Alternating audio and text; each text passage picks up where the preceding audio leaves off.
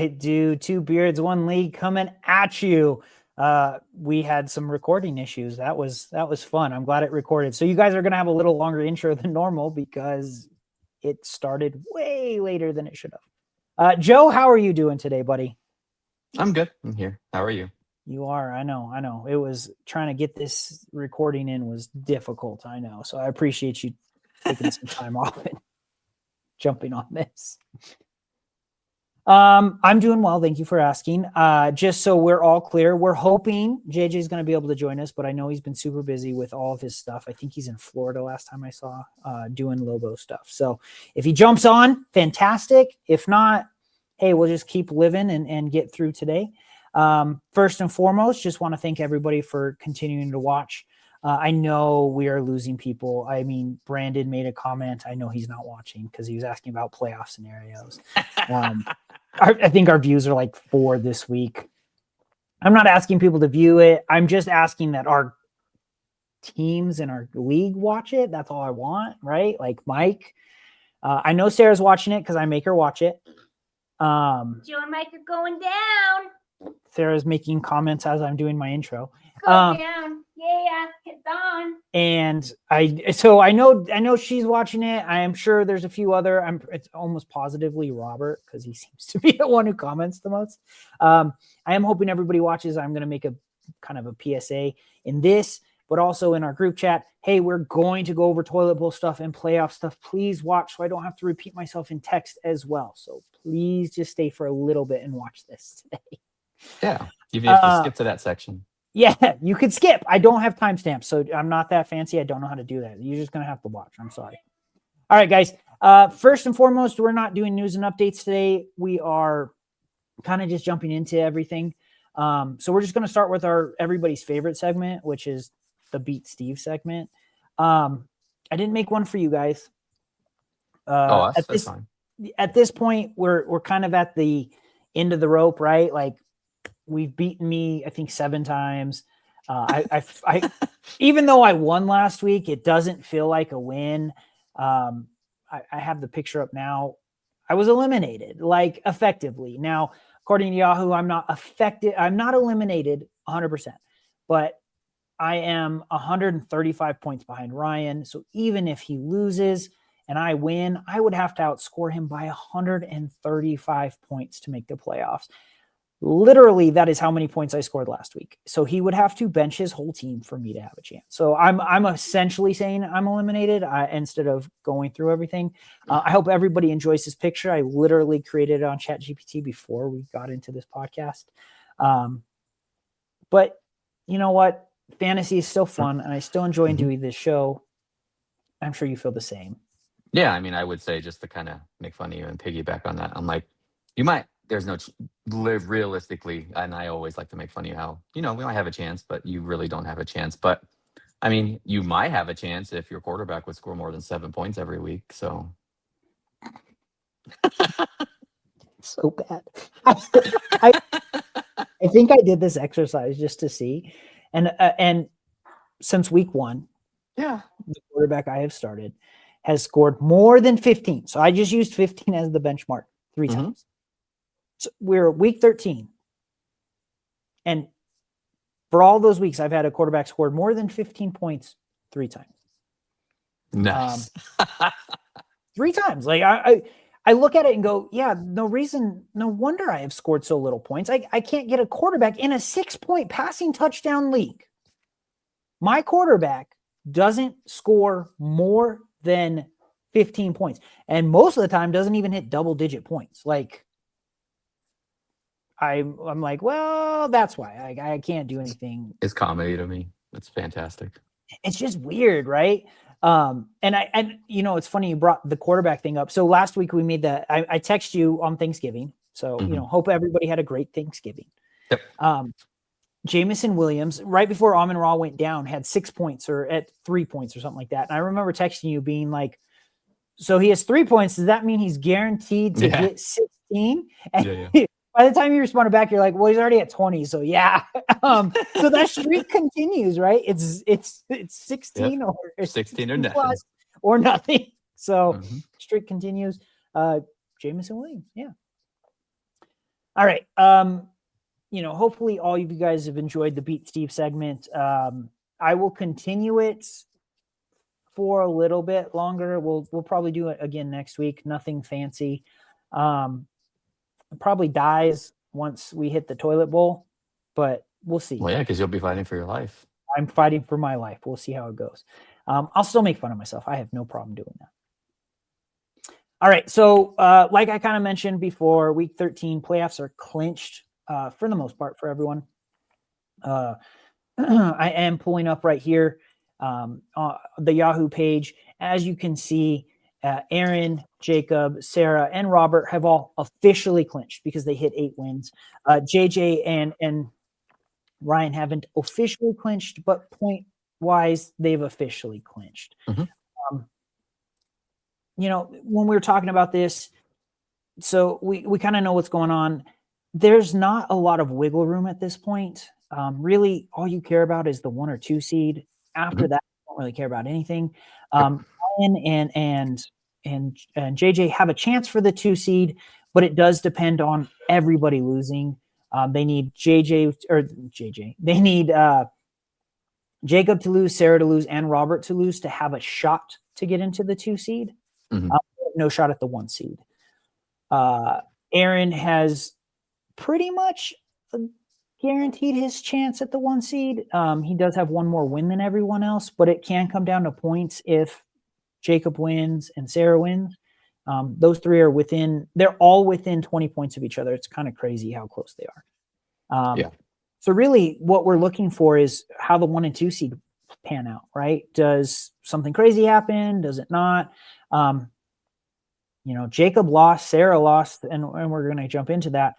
They effectively kind of killed themselves at guaranteeing themselves the 1 seed. So now it really depends on how everybody else does. Where Aaron just wins and he's guaranteed the 1 seed, everybody else has to win and hope somebody else loses to get into there. So, yeah, I think because we were in that situation last year where we pretty much had the 1 seed locked up. And because Mike and I's goal for every time, like if we're, competing, is to get one of those top 2 seeds. It doesn't matter when and where. If we get the 1, cool. But as long as we can secure at least one of them for sure, that's always the goal, because it's nice to not have to worry about the first week. But then like kind of the situation that Sarah is in, it's like, oh, you had it kind of there, and then losing kind of like you have to now push to try to get it. And then in our league, first, second, and third all get money, right? So third, you get your money back. So getting that bye week almost guarantees you money. For sure. I mean, only one team, if you have a bye week, doesn't get money. And most of the time, that's what you're looking for, right? At the end of the day, we all play fantasy football. We love winning the money 100%, especially right before Christmas. But more than anything else, we all just like beating our friends and telling them like, oh, I'm the best. And that bye week guarantees you, because sometimes getting to the playoffs is skill. Matthew Berry said this: getting to the playoffs is skill. Winning the championship is luck. Yep. And I'll never forget the first year I ever joined your league, Mountain West. I had the best team. I scored the most points all season, but we didn't have a week 1 bye for the playoffs. Yeah. And I ended up with like 3 of my players injured, and I lost.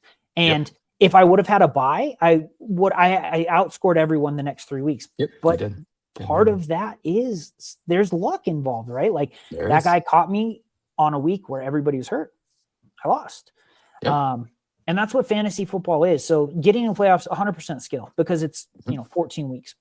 Winning a championship is about luck. It's luck because it takes a toll. 3 years ago, Tyler won the whole thing from the 6 seed, and it was just because his team got hot at the right time. He had a terrible team through the whole, what I felt was a terrible team. Obviously, he was good enough to win a championship through the whole season, and then his team just got hot, and he won the whole thing. So we'll see how it goes. Next week, we'll really dive into all that. There's no reason to talk about scenarios, because usually I would talk about scenarios if it was like, 6 can jump into 7 or whatever, but there's no scenarios to talk about. Sure. We can touch base real quick on the games from last week, just because they panned out a lot of the ways you and I actually predicted. I believe we went 5-0. Nice. I'm sorry, we went 4-1 because we did project Sarah to win. but everything else kind of panned out. I ended up beating Terrence barely 1.1 points, but I beat him. Hey, counts for something. It counts, right? It was the closest matchup of the week. It was, I mean, we actually kind of hit our game of the week. It was a great game. It came down to Monday Night Football, which is kind of all we're all talking about. Yep. It came down to Troy Franklin getting a tackle. Like Troy Franklin got a tackle for 1 point and I won. I was like, oh, thank God. I mean, Sunday night. Sorry. Oh, Right. yes, Sunday. Like we played last night. Or Sunday night. Yes, Monday Sunday night. night, not Monday night. Yes, sorry. But again, like crazy game. Aaron won against you guys, right? 131 to 118. His team is just good. Even when JSN has a bad week, he has a good team. So, good job, Aaron. Dominating at the right time. Jacob lost, and Jacob was a really high scorer this week. He put up 140. He was the third highest scoring team. Brandon's team just showed up for the first time all year. So congrats. That's where Brandon texted me. He texted me Sunday night. He's like, if I win, do I have a chance? And I was just like, well, we talked about this last week. That's how I know you're not watching the show. You're eliminated. And good job beating Jacob, I guess. Like, so. Like you kind of needed that 170 like 2 weeks from now. Right. Yeah. Thought it was funny, though. He always talks about his team scores 130. This week he didn't. So effectively lost. JJ lost to Ryan. We said that. We thought the Chiefs had an easy matchup. We were right. Ryan texted me at one point and goes, I'm glad I put up all those points with the Chiefs because the other 6 players I had combined for a total of 38 points. Yeah. It was like, damn. I mean, at one point after the Chiefs game, I think he was projected for like 205 points and he put up 145. JJ's team just didn't show up. And JJ even texted me. I was not the person to hear this week. JJ go because after I watched JJ just get demolished, my like hopes and dreams of making the playoffs went away. So he's just like, man, I'm gonna lose in the first round of the playoffs. And I was like, at least you're making the playoffs because you lost, I've been eliminated. I was like, I'm sorry, buddy. And then Sarah and Robert. Terrible game. So on the other side of this, they were the 2 lowest scoring teams. Sarah put up 93 and Robert put up 100. But I looked at both their teams. There was not a lot of points to be had. It was just a bad week for fantasy overall. So I don't think either of them made wrong decisions. They just had bad weeks from their players. Just bad weeks. It happens. All right. That's all I got. There's no reason to go into it further. Like those teams lost, whoever won. So next, what we're going to get into is the toilet bowl and the punishment. More want to talk about this so nobody's confused because this seems to be the confusion every year. And when I say confusion, I think it's just because most of the time, either you haven't been in here in the punishment bowl, in the toilet bowl or punishment for 2, 3, 4 years, or, it's your first time or whatever. It's not your first time. You can't say that because it's last time you were here. It's been a while, but I think it's been like 10 years. So, I don't think it's been 10 years. I don't think you were in it the first year. I think it was the year that Mike left. I think it was 20. I had Andrew Luck, so I'm pretty sure it's 2015, 2016. I had Andrew Luck. I remember because I was so devastated because JJ had crushed my spirits by like 1, and Andrew Luck couldn't even get me 1 point. I remember it. Yeah. That's funny. No, I looked it up though. It was the year you didn't have. That was you've been in the punishment twice. You've only lost 1 time. So the last time you were in it was 2019. It was the year Mike took off from fantasy, and you finished 7th. So it's not like you were losing, right? But you were in the bottom 4. And that was what I was saying, right? And so. Terrence, I don't think has been in it for a couple of years. Brandon has never been in the bottom 4. Yeah. Yeah, he's been killing it. And you guys haven't been here. I mean, you haven't been here since 2019, and I don't think Mike's ever been with you while you've been here. So it is important to note, like, hey, these are all things that have to happen.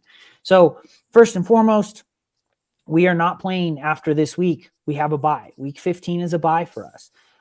We play week 16 and 17. If you lose week 16, you are playing in the toilet bowl. And if you lose in week 17, you are last place. And the reason I say that is because it is important to know, like, hey, if you lose, you're out, right? Like, if you win, you're out and you don't have to worry about it. If you lose, you are effectively last place in the league.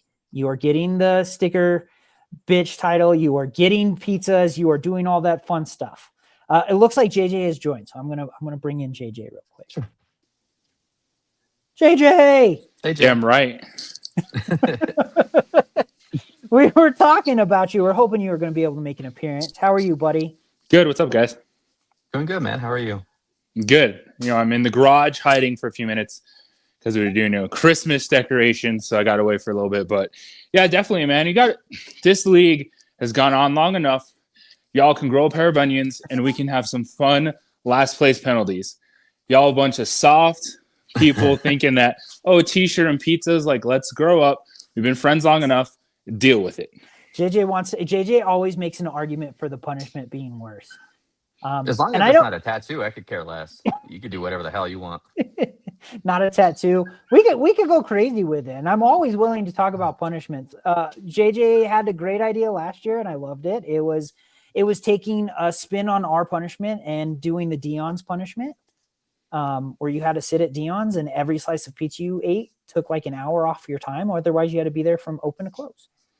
At least it's not a Waffle House, so your chances of like getting stabbed go down at a Dion's. Like, especially if you do like a Rio Rancho one of the nicer ones. Like, we're not sending you, like what Gibson and University. Okay. Well, maybe we should. No, I'm just kidding. Like, yeah. No, I'm not opposed to it. I love that you've jumped on and you came out swinging. That's awesome. That's what I do.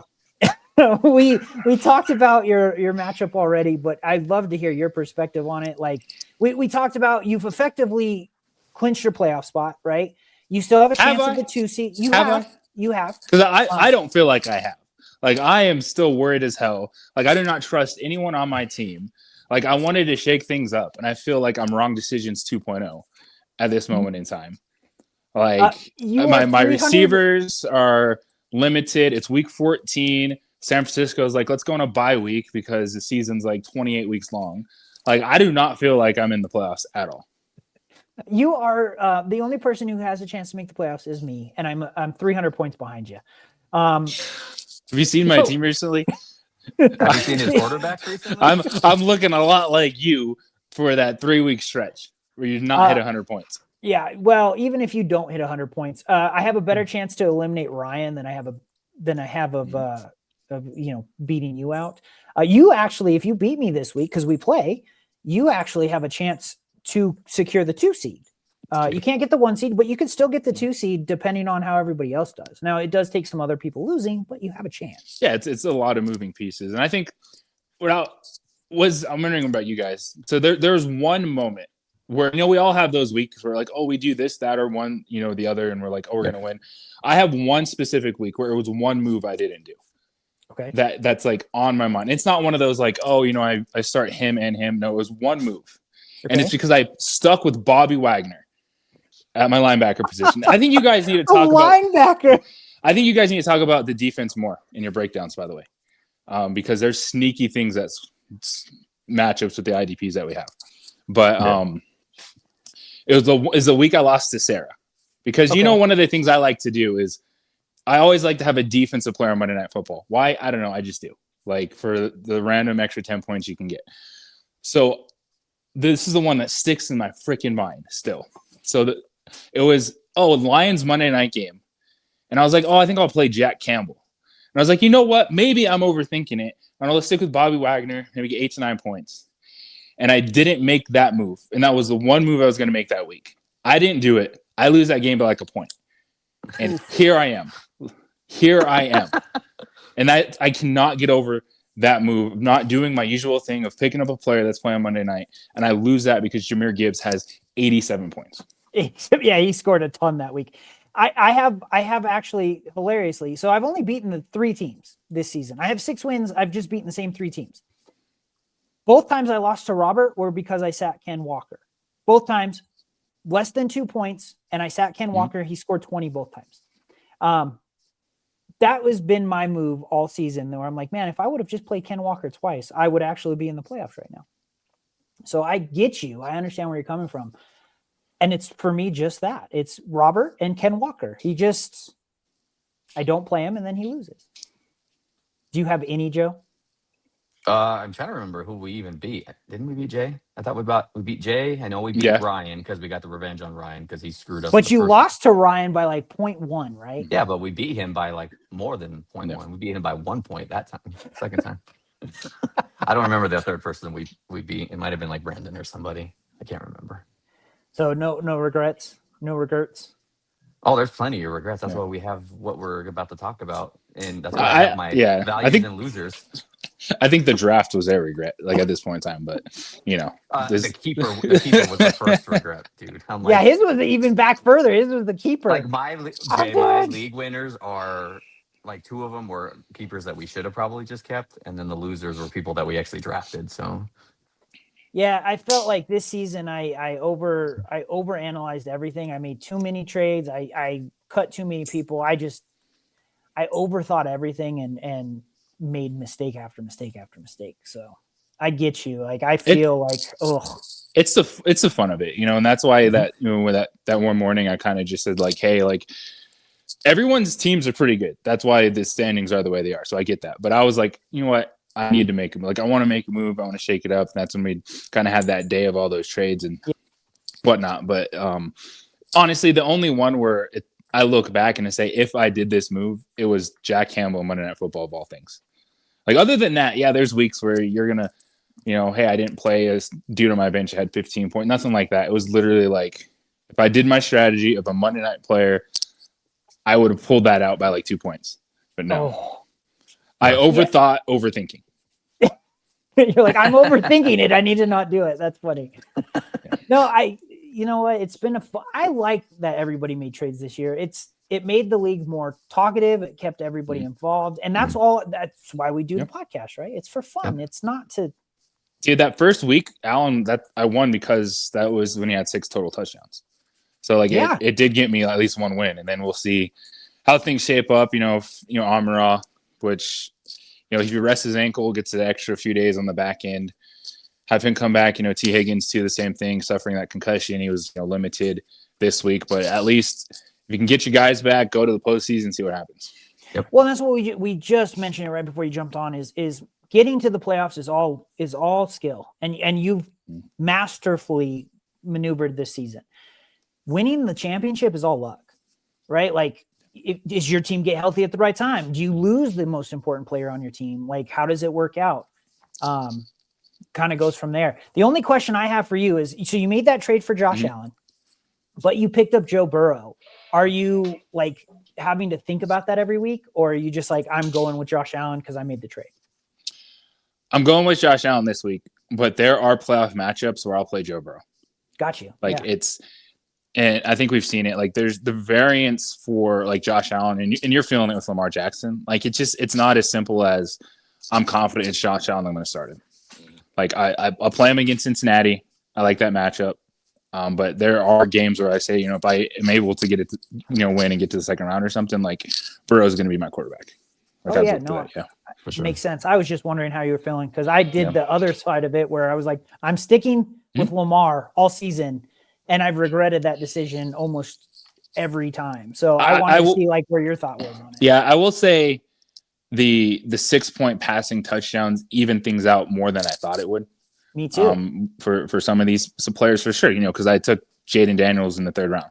Yep. And his arm was pointing the wrong direction, but still, even before that, I wasn't getting the boost I thought it was. With maybe some of the rushing stuff. So that's definitely like a learning curve in this league of knowing that, quarterbacks, we can wait on them again and there still be an impact. Like the gap, like, Lamar or Josh might have one of those games, but like Matthew Stafford or Dak Prescott are going to be just as good in this type of format. I mean, I was looking at it that Matthew Stafford and Jared Goff are quarterback 5 and 6 in our league. No. So there's not a massive gap between, and the points isn't that big. I think it's 286 to 310. So we're talking 24 points Like that's nothing in the grand scheme of things. When you're drafting a quarterback like you did in the third round, or drafting Matthew Stafford, and we could have taken him in the 15th. Yeah, I'm still like the way I started, and I gave myself, a decent opportunity with some of the weeks I've had scoring wise. Like, and I know we've talked about it, and I switched up my draft process, and I'm fine with it. With where it got me to, but the quarterbacks are definitely going to be something that you can wait on and still be good, especially with 6 points. So. I mean, you should feel good on your team. You don't have Jonathan Taylor, you don't have JSN, you don't have Devontae Adams, the winners, right? But you're still the highest scoring team by 70 points. It's the right, man. You know how it is. Like you picked the right year, and for me, it was CMC's healthy year. So yeah, no, you killed it. You killed it. That was a massive. That was a massive, swing, and it hit. So. He's looked fantastic all season too, even without Brock Purdy. He's been injury proof from his teammates, is what I'm saying, not him. Even though he's not been injured. Yeah, it's been good to see. No, it's awesome. I'm glad you were able to join. I know you were busy. I can see Austin's trying to get you in. That's okay. But no, it's good. I've been wanting to hop on it, and I appreciate what you guys are doing, and I definitely think Steve, I know how much you like this, and with Joe popping on. You guys, this is for our league, but it's definitely something that can grow, and I appreciate it. It's just, me, man, once basketball season starts, like, my world is, like, crazy. Like, I was in Florida for 5 days last week, and, be in Arizona this week, so I would love to do more content, but it just, it is what it is. Well, we're still hoping to get you on more. It's not like an exclusive thing. I want to get everybody on here. I know Aaron wants to get more. I'll pop on, dude. I'll be like the Manning Cast guest. I'll pop on. And I'll make the ratings go up for a little bit. You will. I'm sure you will. Anytime we've had a guest, yeah. Every time we've had a guest, our views go from like 8 to 28. It's hilarious.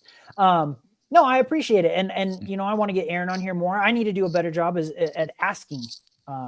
Even in the group chat, hey, anybody want to jump on the recording? So yeah, we're like, bro, I'm on my cell phone. You guys can do it anywhere. Just hop on. Like I'll hop on for sure anytime. But I will say I don't trust you yet, Steve. After this week, and if I'm in the playoffs, then okay. But I don't have the asterisk by me. I'm nervous as all heck. As you see, I went full. I have no idea who I'm starting this week. Yeah, like everyone's questionable. I don't even want to play Brock Powers this week, man. He gave me 3 points last time he played the Broncos. I hate that matchup. Like I am losing my mind about this week.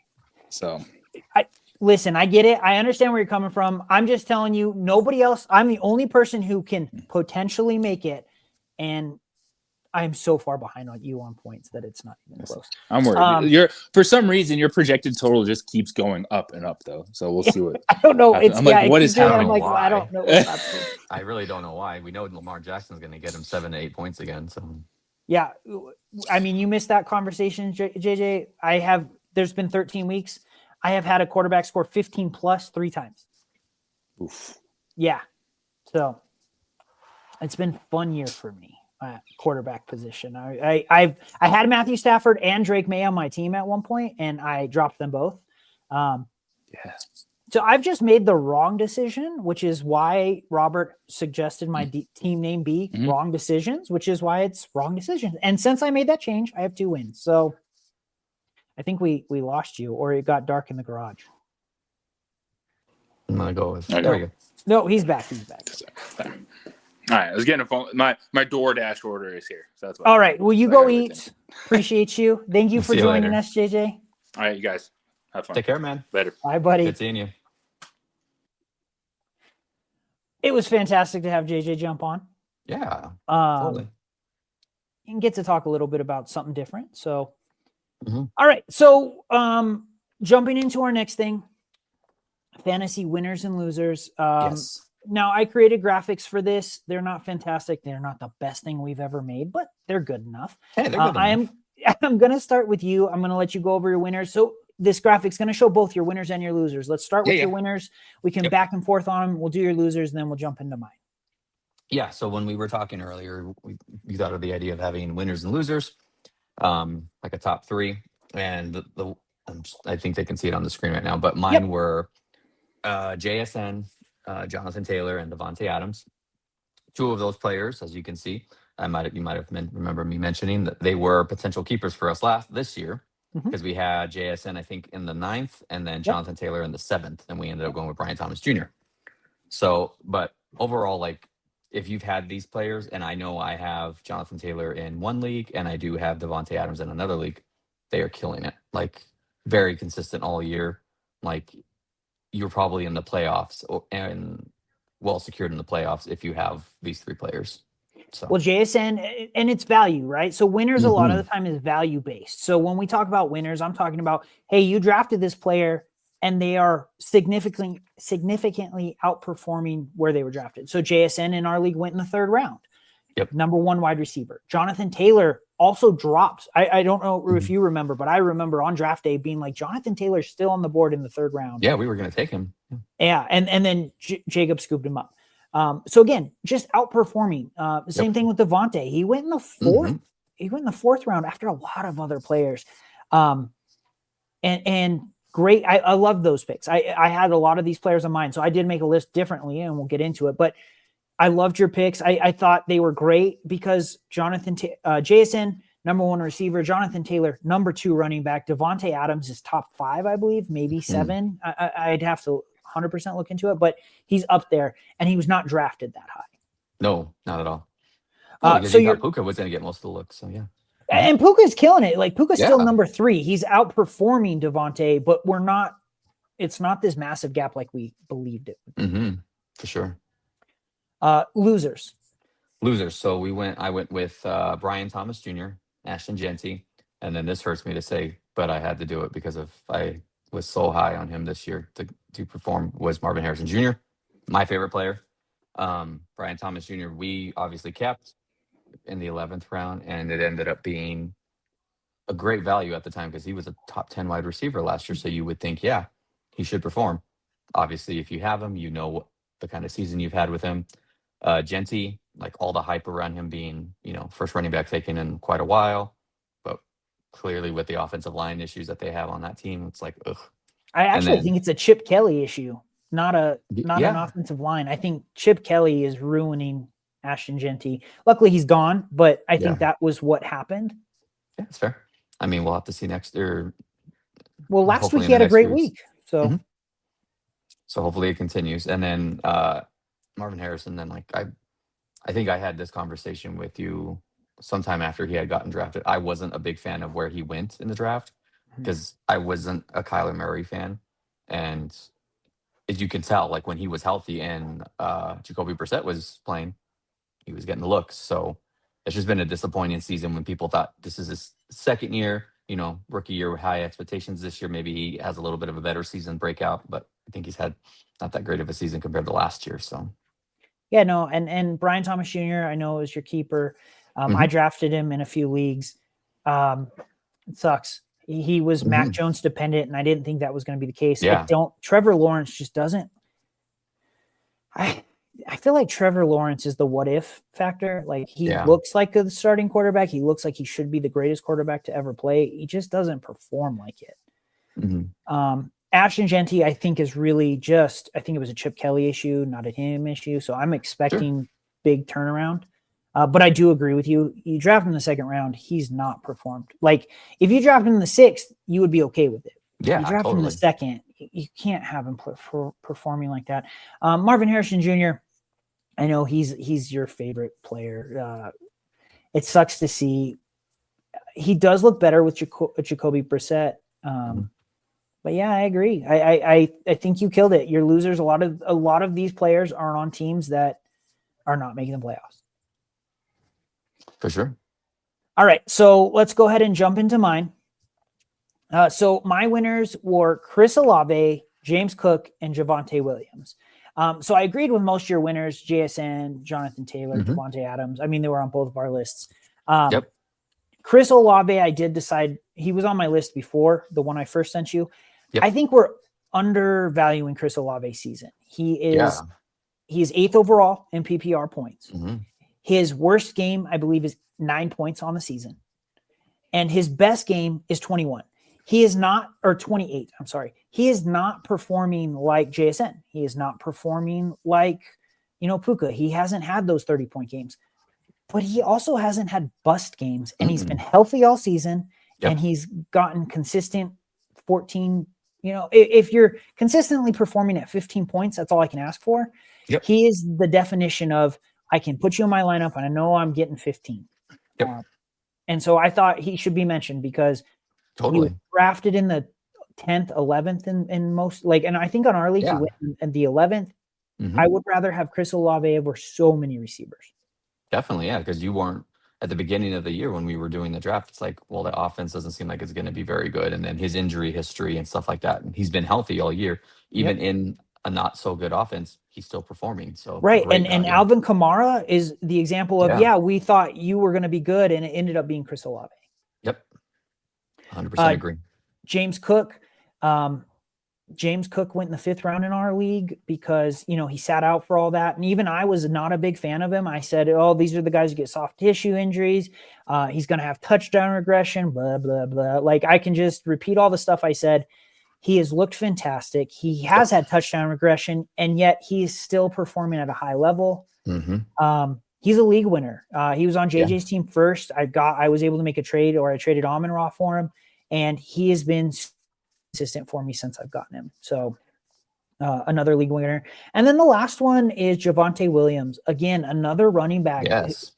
A running back who went, and when I went and counted it, he went 26th as a 26th running back in our league. He went after players like Zach Charbonnet and Jordan Mason and all these other players, and top 5 running back. Just killing it.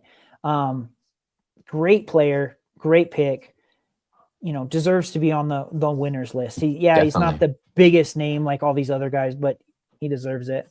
Because you weren't expecting it, because you weren't at the beginning of the year. We weren't sure, is Dallas even going to have a running game, or are they going to be passing the entire time? And then he proved everyone wrong. So right, he looks fantastic. He looks fantastic.